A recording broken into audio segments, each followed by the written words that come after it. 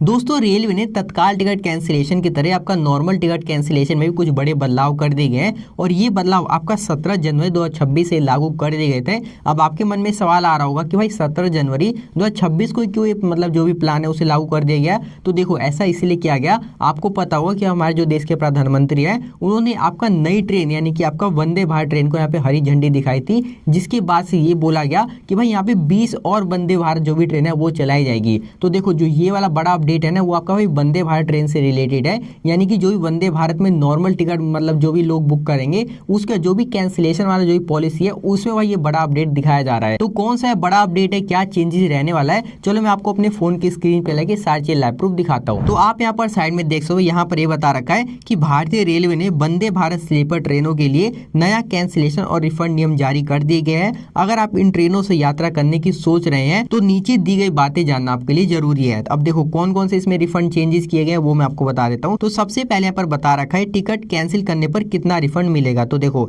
72 घंटे से ज्यादा पहले टिकट कैंसिल करने पर 75% का आपको रिफंड दिया जाएगा। उसी के साथ साथ 72 घंटे से आध घंटे पहले अगर आप अपना टिकट कैंसिल कर देते हो तो उस केस में आपको यहाँ पे 50% रिफंड दिया जाएगा। वैसे ही अगर आप ट्रेन छूटने से 8 घंटे पहले या उसके बाद कैंसिल करने की सोचते हो तो भाई यहाँ पे आपको कोई मतलब जो भी रिफंड है वो नहीं दिया जाएगा। यानी कि यहाँ पे जो तीसरा वाला बदलाव बता रखा है भाई टोटली आपका तत्काल वाला सिस्टम है, यानी कि आपको कोई भी रिफंड नहीं दिया जाएगा। अब देखो ये तो बात रही आपका कैंसिलेशन और रिफंड पॉलिसी का। अब उसके बाद अगर थोड़ा सा और नीचे है तो यहाँ पर बता रखा है कि आरएसी सुविधा खत्म कर दी गई, जो कि पहले आपको अपडेट मिल चुका होगा कि आपको वंदे भारत ट्रेन में जो भी आरएसी वगैरह टिकट होता है उसका भी कोई यहाँ पे सिस्टम नहीं है, सिर्फ यहाँ पे जो भी आपका रिजर्वेशन वाला टिकट है उसी का यहाँ पे मान्यता होगा। यहाँ पर क्लियर लिख रखा है कि वंदे भारत स्लीपर ट्रेनों में आरएसी यानी कि रिजर्वेशन अगेंस्ट कैंसिलेशन की सुविधा पूरी तरीके से हटा दी गई है।